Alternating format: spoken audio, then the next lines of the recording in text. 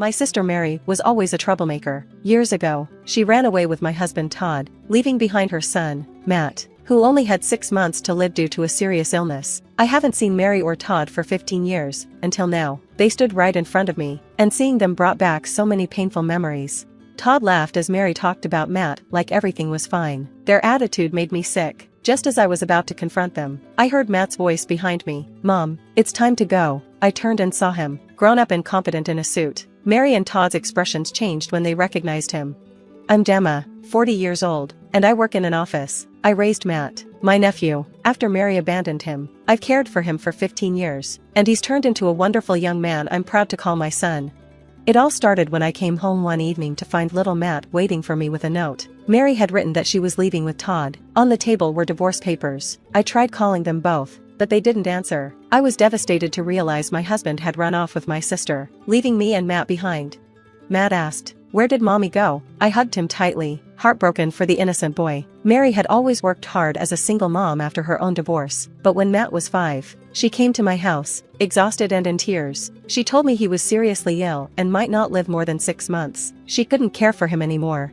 I offered to help. "I'll take care of Matt for a while," I said. Mary seemed relieved, and soon, Matt and I grew very close. At first, Mary would come back to visit, but over time, she stayed away longer and longer. Eventually, Matt was with me every weekend. I began to worry about Mary's absence. When I asked her why she stayed out so late, she brushed it off, saying she was just relaxing. But I knew something was wrong. Her behavior seemed irresponsible, and I couldn't understand how she could leave Matt so easily. Mary started to leave Matt with me more and more, often coming back late. When I confronted her about it, she brushed me off. "Gemma, I have my own life to live," she said coldly. I could tell she was hiding something, but she dismissed my concerns. Over time, I realized she wasn't going to change, no matter what I said. Eventually, I found out Mary was dating different men and leaving Matt with me without even letting me know. Sometimes, she would drop him off at my door without a word. I felt betrayed. When I asked Matt if he knew where his mom went, he said, "No, Mom doesn't like to talk about it."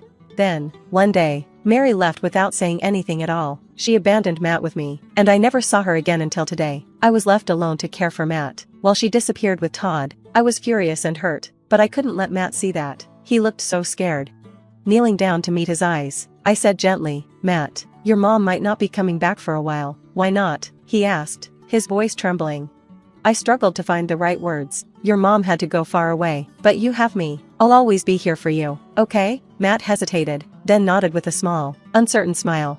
From that moment, it was just me and Matt. He was fragile, easily getting tired even from light activities. Mary had told me he was receiving treatment, but it didn't seem like he'd been cared for properly.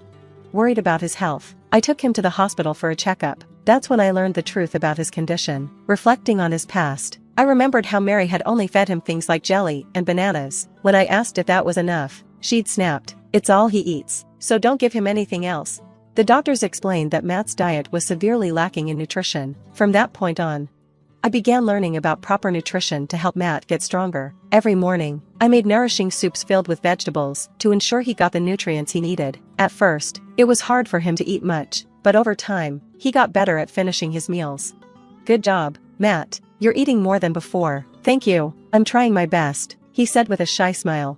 As he grew stronger, his confidence returned, and so did his bright spirit. I started taking him out for light exercise, always consulting the doctors to make sure it was safe. I just wanted him to have a chance at a long, healthy life. Matt's smile grew wider, and he began to enjoy himself more. Each night, I tucked him into bed and listened as he excitedly told me about his day. "Today, I played catch and threw the ball farther than before." "That's amazing, Matt. You're getting stronger every day," I said, proud of him. "It's all thanks to you, Aunt Gemma," he replied, his gratitude filling my heart with warmth. Though I never showed it, I often fought back tears of joy. Watching Matt grow healthier day by day was my greatest reward. I dedicated myself to keeping him safe and happy, and as the years passed, I cherished every moment. 15 years flew by. Life with Matt had changed me completely. I never remarried after Todd left with Mary, but Matt gave my life purpose. Sometimes, I wondered how Mary and Todd were doing, but I had no real desire to see them. It was just idle curiosity about the people they had become. One day, that curiosity was unexpectedly satisfied. While I was out shopping, I heard a voice. "Hey, are you Gemma?" I turned around and saw her, an older but unmistakable Mary.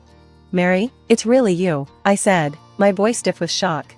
"Gemma, long time no see." Mary greeted me with a cheerful smile, acting as if nothing had happened. A chill ran down my spine as memories of 15 years ago flooded back. Just then, a man walked up to her. It was Todd.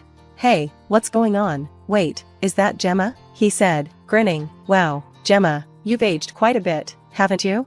I clenched my teeth, anger boiling inside me. How could they stand there, smiling like everything was fine? Todd had left me, and Mary had abandoned her own son. Matt and I had silently agreed never to discuss it, but we both knew the truth. Now, here they were, acting as if nothing had happened.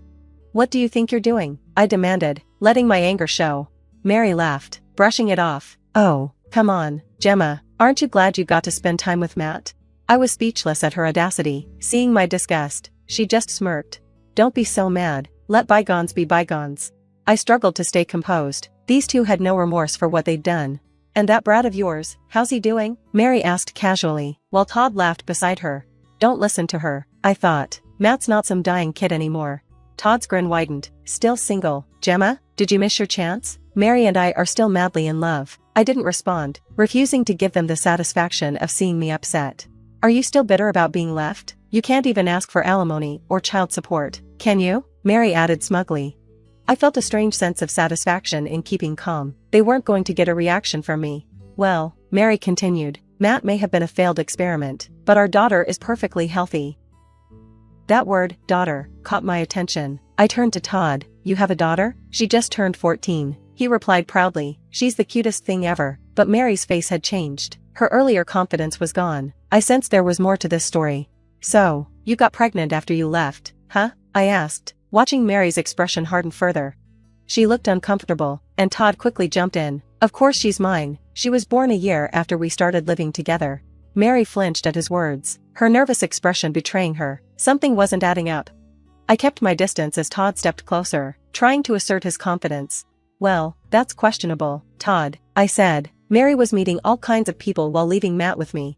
Todd's expression shifted from smug to shocked as the truth began to sink in. I continued, recalling what I'd learned when I hired a detective to investigate them after they ran off. Mary had been seeing other men, not just on weekends, but even during the week, while I took care of Matt. She'd been going out, having fun, and letting others pay for her expenses, all while pretending to be a devoted mother.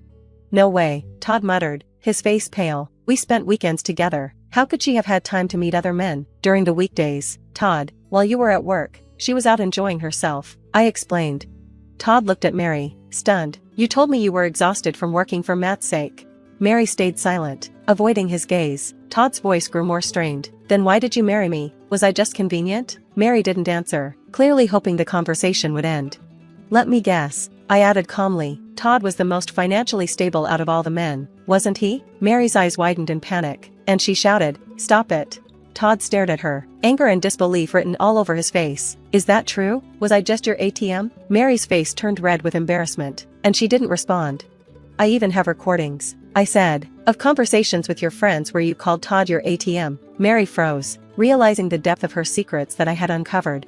Todd looked devastated, his voice trembling. "So, our daughter might not even be mine? That's ridiculous." Mary grabbed Todd's arm, desperate to convince him. "She's yours." Todd didn't look convinced, and I stayed calm. "You can easily find out with a DNA test," I suggested. Mary's face went pale, her confidence crumbling. "No, there's no need for that. She's Todd's daughter," she insisted.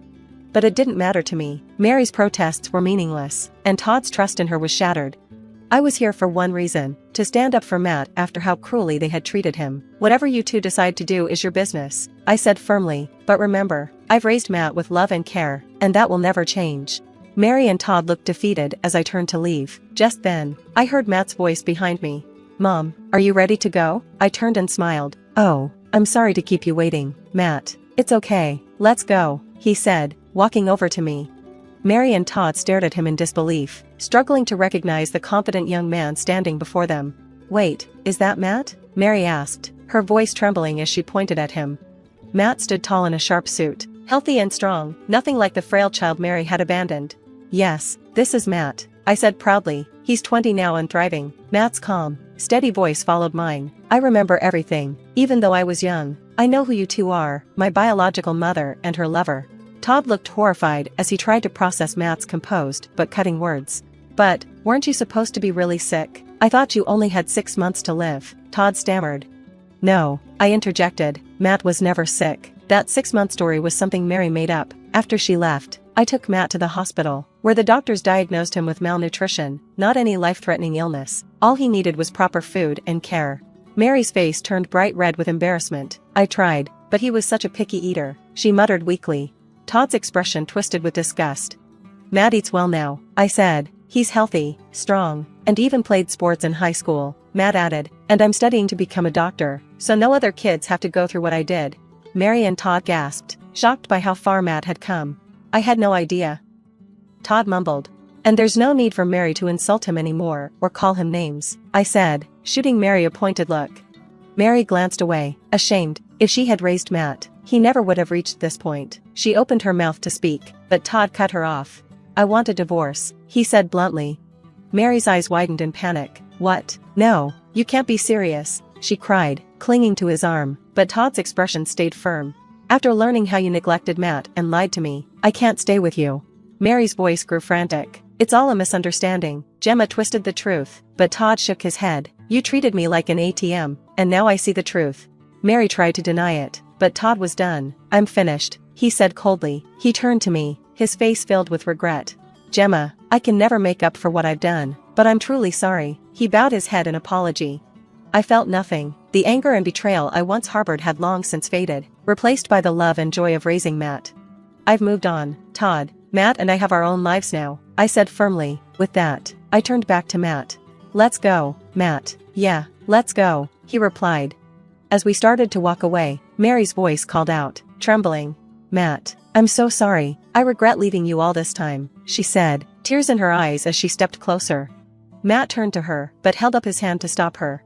Don't, he said, his voice steady. I remember all the times you pushed me out of the house when strange men came over. Mary's face turned pale. Matt continued, his tone unwavering. And I remember the day you abandoned me. I decided then that I'd never forgive you. He looked her straight in the eyes. You're calling her mom? Mary asked desperately. Yes, Matt replied. Gemma raised me. She's my real mother. Mary stood frozen, realizing there was no chance of reconciliation. Don't ever try to see us again, Matt said firmly. Mary collapsed in tears as Matt and I walked away together.